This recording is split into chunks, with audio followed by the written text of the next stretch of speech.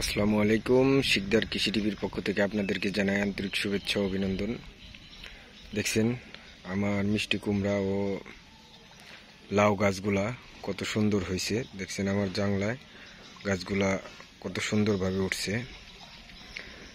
এখানে দেখছেন আমি গাছগুলাকে এক কাটিং করেছিলাম, ওই যে এখানে দেখা যাচ্ছে।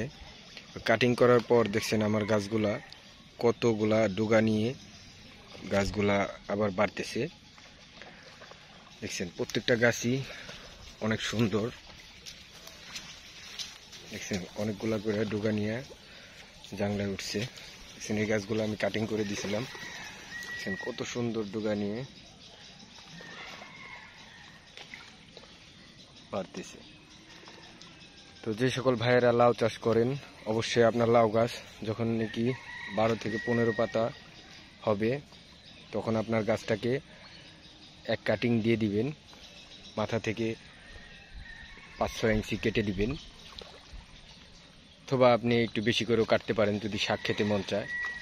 তো কাটার পরে আবার যখন নাকি আপনার গাছগুলা এরকম ডোগা ছাড়বে, তখন এই পাতাটাও যখন নাকি আপনার 10 পাতা হবে, তখন আবারও এই ডোগাগুলি কেটে দিতে হবে। যখন 2 কাটিং দেওয়া হবে, তারপর থেকে দেখবেন আপনার গাছে অনেক লাউ আসবে। প্রত্যেকটা গিটাই গিটাই তখন লাউ বের হবে।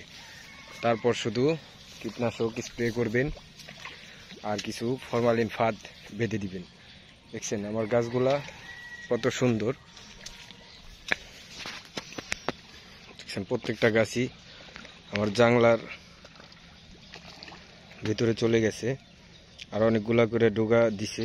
দেখছেন আমার ডাঙার চতুর্দিকেই আমি জাংলা দিয়ে দিয়েছি। দেখছেন কত সুন্দর গাছগুলা বাড়তেছে।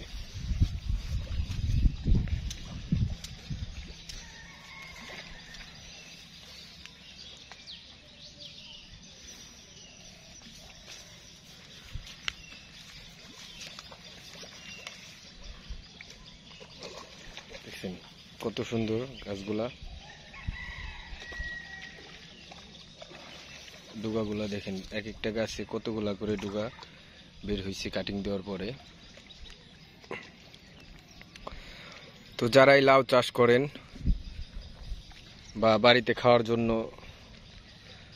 2-একটা থল দিয়ে লাউ গাছ রোপণ করেন, তারা অবশ্যই আপনার গাছ যখন নাকি 10-15 পাতা হবে, অবশ্যই কাটিং দিয়ে দিবেন।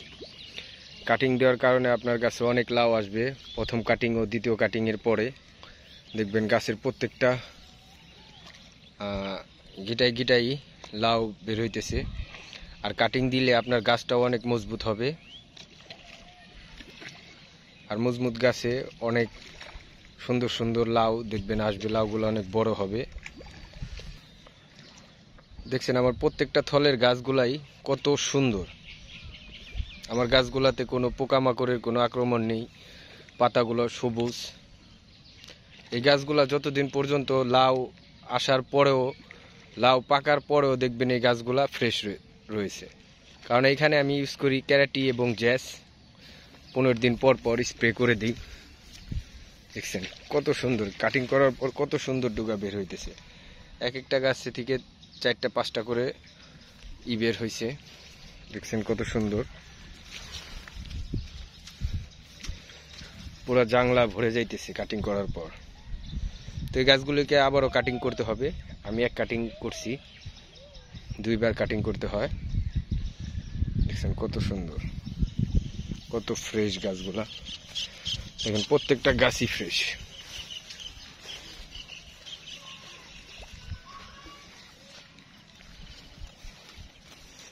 আমি আর 2 থেকে 3 দিন পরে আবার এই গাছগুলাকে কাটিং করব।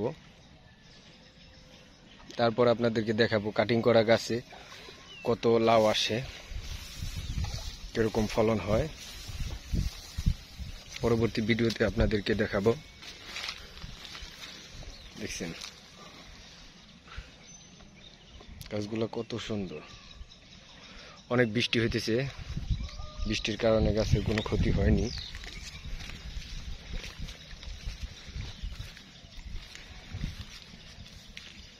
দেখছেন কত সুন্দর ফ্রেশ গাছগুলা। আর এক একটা গাছে কাটিং করার পর দেখেন, এটা একটা গাছ ছিল, এই একটা গাছ আমি কাটিং করে দিয়েছি। এই কাটিং করার পর দেখেন 1 2 3 4 5 6 7টা ডুগা নিয়েছে কাটিং করার পর। 8টা ডুগা নিয়েছে এই গাছটায়। তো কাটিং করার আগে কিন্তু একটা ডুগাই ছিল, ওই একটা ডুগাই বাড়তো, পরবর্তীতে আস্তে আস্তে 2-1টা ডুগা বের হইতো, কিন্তু কাটিং করার কারণে দেখছেন 8টা ডুগা বের হয়েছে। আর এই 8টা ডুগা যখন আমি আবার কাটিং করে দিব, তখন ওই 8টাই থেকে আবার আপনার শাখা পোশাখা বের হতে থাকবে। তখন দেখবেন আপনার ওই প্রত্যেকটা শাখা পোশাখাই, প্রত্যেকটা গিটাই লাউ। তখন আপনারও দেখে অনেক ভালো লাগবে। দেখছেন এই গাছটাও কতগুলা ডুগা বের হয়েছে। প্রত্যেকটা গাছেই দেখেন, প্রত্যেকটা গাছেই কত সুন্দর ফ্রেশ। আমার জাংলা দেখেন, সব গাছগুলা এখন জাংলার উপর দিয়ে বাড়ছে।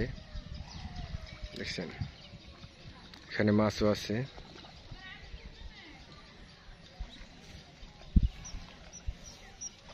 তো এইভাবে আপনি মাছ চাষের পাশাপাশি আপনার ডাঙ্গা অথবা পুকুরের চারপাশে আপনি লাউ চাষ করতে পারেন, অথবা তরমুজ চাষ করতে পারেন। আপনি যদি ঠিক মতো যত্ন নিয়ে বুঝে শুনে আপনি চাষ করেন, তাহলে অবশ্যই আপনি এগুলা করে অনেক টাকা আয় করতে পারবেন। আর এই টাকা দিয়েই আপনার মাছের যে খরচ, এই খরচটা হয়ে যাবে।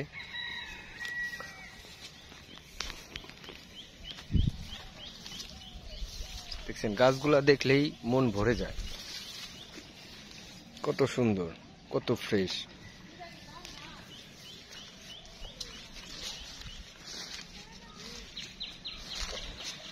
দেখছেন কত ফ্রেশ।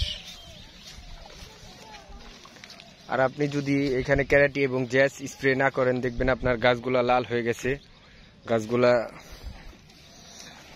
পাতা নষ্ট হয়ে যাচ্ছে, গাছগুলা ঠিক মতো বাড়তে পারবে না। দেখছেন কত সুন্দর গাছ। এই শাকগুলো আমি কাটিং করার পরে বাসায় নিয়ে যাই, শাকগুলো অনেক সুস্বাদু, খেতে অনেক ভালো লাগে। তো সকলেই ভালো থাকবেন, সুস্থ থাকবেন। আসসালামু আলাইকুম ওয়া রাহমাতুল্লাহি ওয়া বারাকাতুহু।